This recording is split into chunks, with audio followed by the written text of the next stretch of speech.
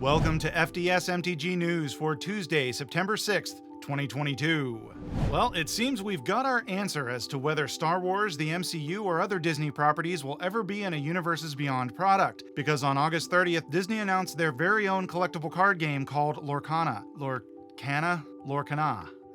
Many sites like Polygon reported that Disney was releasing the game as a major competitor to MTG and Pokemon. What makes this any different from other attempts companies have made to cash in on the TCG market? Well, because instead of Disney telling a bunch of their junior executives to go design a card game, how hard can it be? Disney is partnering with Ravensburger, the European board game juggernaut, to design this trading card game. And Ryan Miller, former Wizards of the Coast R&D employee, is a member of the team as the brand manager. But it does seem this game might have some juice. The game will revolve around the Great Illuminary, which is a treasury of all the stories ever made by Disney. I'm assuming they aren't restricting the definition of made to original story by Disney, because that treasury would be more of a drawer. But I digress. In the game, you play as an Illumineer, a powerful sorcerer who uses powerful sorcery, not magic, that's a different game, powerful sorcery to save the treasury, I guess. And in doing so, you bring beloved Disney characters to life. The game will also come with all the trappings of a modern TCG. So you're gonna get your regular cards, your foils, your holo foils, hyper foils, etch foils, low sodium foils, and so on. Look, this actually doesn't mean that Disney and its massive stable of properties is now off limits to Magic's Universes Beyond. It's just less probable now. It's more likely we'll get random secret layers of Disney-owned properties here and there rather than a full set. And my typical sarcasm aside, I am looking forward to Lorcana to see how it plays and if it's any fun. If for no other reason, then it might be the gateway TCG for my kids to get into Magic, which is fine with me. The game is set to release later in 2023.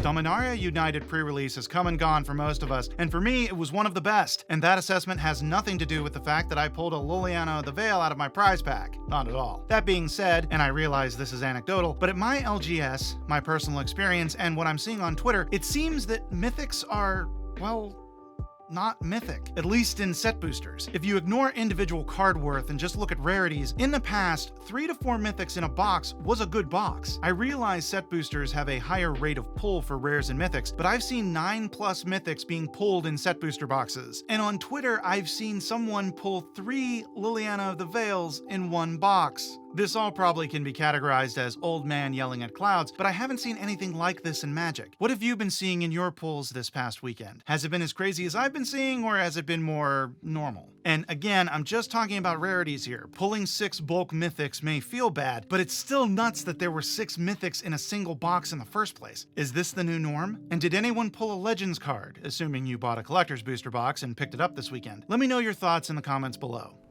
Wizards of the Coast found itself on the wrong end of controversy again this past week after the release of the Dungeons & Dragons expansion, Spelljammers. After fans got a little bit of time to dig into the material, some content was uncovered that caused some lively discussions. All of it revolves around the Hadozee, a fictional race in the Spelljammer universe. Basically, the Hadozee are mammals, not dissimilar to monkeys or apes, who were enslaved by an evil wizard but were eventually saved and released. Digging deeper into the lore, it was discovered that TSR, the company that originally published D&D and WotC purchased in 1997, had even more information about the Hadozee in their archives, and much of it contained standard racist stereotypes of black people. This led many to call on Wizards to explain themselves. On Friday, September 2nd, Wizards posted a statement saying they have removed the racist passages from the online versions, and also in future print runs of the Spelljammer books, they will be omitted. They also included the standard corporate apology and that they are working to do better, and so on and so forth. This apology was met with a mixed reception, as some applauded Wizards of the Coast for coming out quickly to make a statement and apologize, while others felt releasing the apology late on a Friday and attempting to shift blame to the vetting process was a bit of a crap move. Breaking news!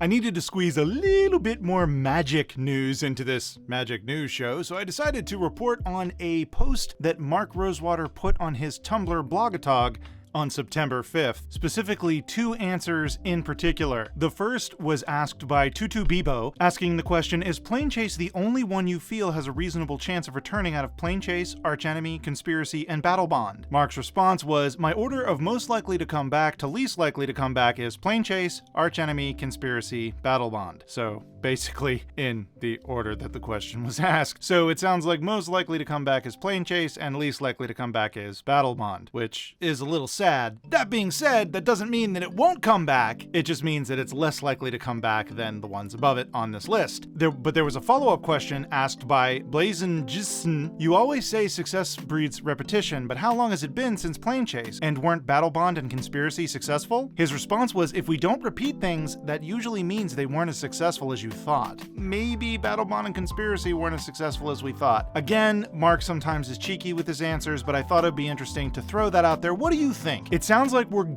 probably going to see a Plane Chase in the future, but do you think we're going to see Conspiracy and Battle Bond in the future? Personally, I think we will. I just think it might be a while before it happens.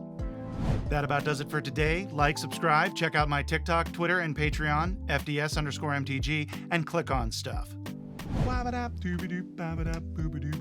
Well, it seems like we got our answer as to whether Star Wars, the MCU, or other Disney properties will ever be in a universe. What makes this any different than any other attempt? Disney is partnering? How is this any different than other companies? Disney is partnering with Ravensburger, the European. Welcome to FDS MTG News for Tuesday, September. The brand manager Ryan Miller is a former. I'm assuming they aren't restricting. In the game, you play as an Illumineer, a powerful. It's more likely we'll get random secret layers. Who in there? Dominaria. And that assessment has nothing to do with the fact that I pulled Liliana of the Veil. Pulling 6 Bolf myth. Bolf? Oh, fudge on a Fuji. Alright, gotta do that all again. That's fun. This show is part of the CIP network, inspiring creativity, one episode at a time.